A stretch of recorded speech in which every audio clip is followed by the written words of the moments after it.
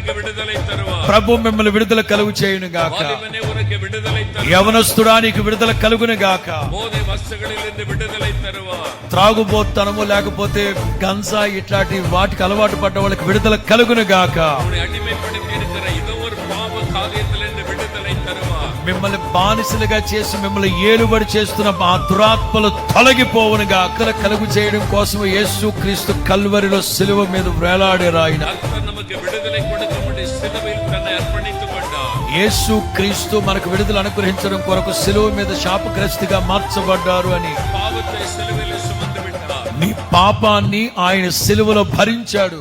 உங்களுக்கு விடுதலை கொடுக்க சிலுவையில் ரத்தம் சிந்தினார். మీకు విడుదల కలుగు చేయడం కోసమే కల్వరి సిలువలో రక్తం కార్చారు ఆయన. நீங்கள் அவரை விசுவாசிக்கும் பொழுது, మీరు ఆయనను విశ్వసించినప్పుడు, அவரை நோக்கி கூப்பிடும் பொழுது, ఆయన ముఖాన్ని చూసి ప్రార్థించినప్పుడు இன்றைக்கு ஒரு மெய்யான விடுதலை பெற்றுக்கொள்வீர்கள். இருதயத்தை இயேசு உங்களுக்கு தருவார். ఒక నూతన హృదయాన్ని ప్రభు మీకు దయచేయబోతున్నాడు. பழையவைகள் எல்லாம் ஒளிந்து போகும். పాతవి గతించిపోతాయి. ஒரு புதிய வாழ்க்கை உங்களுக்குள்ள ஆண்டவர் தருவார். మీ యొక్క స్థితిగతులన్నీ నూతన పరచబడును గాక.